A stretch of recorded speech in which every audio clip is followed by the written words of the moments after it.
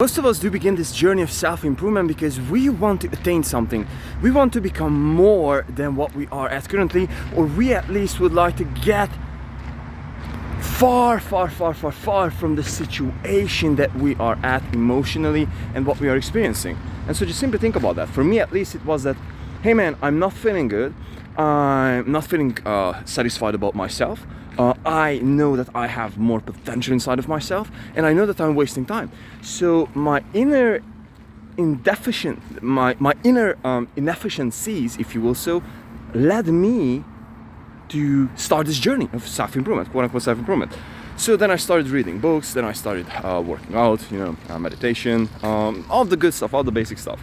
And so quite recently, my latest journey was the most hardcore, which was monk mode, pretty much cutting myself out from everything, which I would like to share many ideas regarding to this in a moment. But before diving into that, I wanted to talk to you about this dynamics, because most of us do believe, and most of us have these hopes that when we will be going through this journey, then we'll become fulfilled, then we'll become happy, and so on and so forth. And so this is what I thought. And so many times and many days, I just felt horrible about myself because I haven't been able to reach my sales goals. I haven't really been able to reach all of my goals and all of the pretty much the things that I've been setting up for myself. And so this thing pretty much led me towards a place when I was just always mindlessly hunting an external thing, whether it be money, whether it be someone else, whether it be some kind of an approval for something, then up until the point where I just simply pretty much burnt out. And I just got to realize that the most important thing that the thing that we are getting all wrong is that we don't need another thing. We don't need that money, we don't need that house, we don't need that new thing, we don't need that relationship. The only thing that we quote unquote need is to find ourselves. And so we can only find ourselves in this regard when, and only when, we are willing to accept shit. Accept where we are at. And from putting the emphasis on the outside things, put the things inside. So for example, hey man, this was a shitty day. Why it was a shitty day? Hey, it was a shitty day because my sleep was bad. Why was my sleep bad? Can I control that? Yes, I could have controlled. I should not be eat that much for the dinner, and I should supposed to be, maybe working out before bed so I can have like a better sleep. Maybe use some curtains, all the good. So like there are like million and trillion hacks and tricks that make you sleep better. Can you control it? Yes. Then improve it. Hey man, the weather was shitty. Can you control it? No. Then don't feel shitty about that, and just try to learn. Try to put the emphasis on the inner perspective, on the things that we can actually control. Because if you think about that and you try to be your own boss, quote unquote, then the only things that you can control is, like very few. And just focus on those things. So how am I reacting to those situations? Hey, my week did suck sales-wise. What do? I learned from this, and next week I'm doing better. It's not like I'm starting to cry about that. No. You're in control. What did I fuck up, brother? Like, this is what I fuck up. Hey man, I'm not in as much shape as I would like to be at. What should I be doing? Eat less, work out more. Like, these are the things. And so instead of, trying to find this new thing, this one thing that will be solving all the quote unquote problems, just simply forget about them. It's like, forget about those things and just try to concentrate on the present and how you can actually improve all the things that you are involving yourself in. And so when you're putting your emphasis and all of your focus on these things and evolving and learning and trying to improving every single time, then you don't even have time to actually worry about the BS.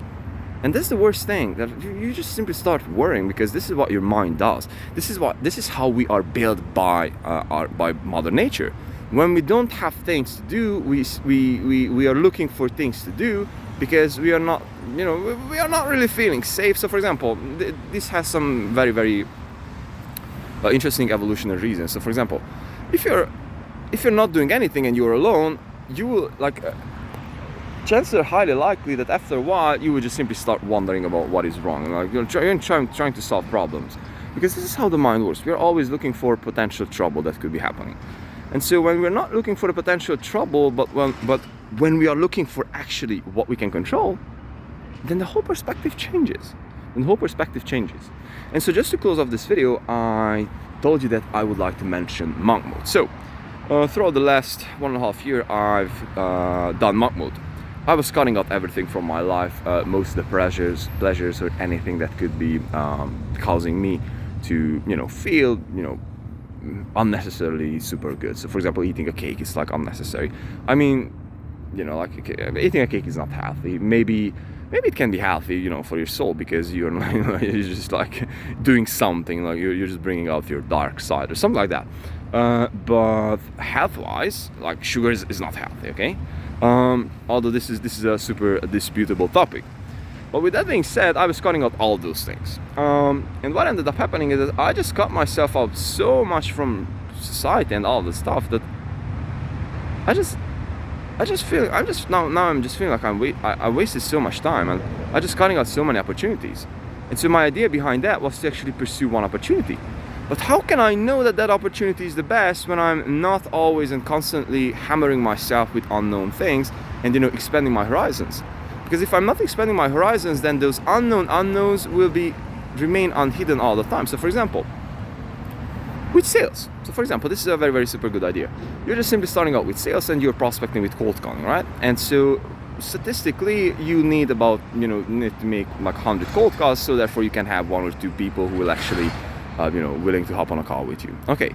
And so with that being said, what actually happens is that in the beginning you're making like 100 calls and like nothing happens, and you're making another 100 calls and nothing happens, and you're making 300 calls and nothing happens. It's like, man, this shit doesn't work. Sorry about the language.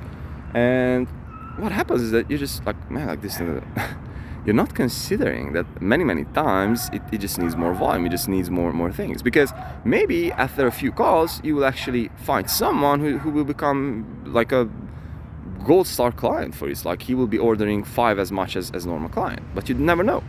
And so this is why I love cold calling, and why I love also social exposure. For example, during COVID, I didn't stop my social life. Back then I was like super huge in social life, and I got the fortune to meet with people whom I never met under no freaking circumstances ever in life.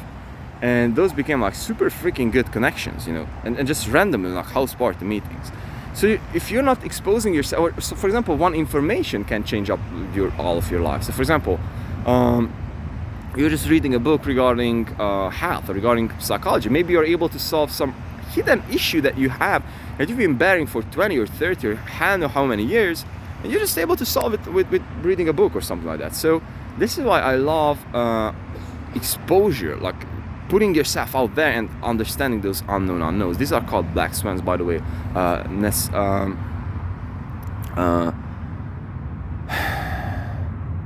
Nassim Taleb, I guess he's the author, and excuse me for my literacy, with me not being so literate about this.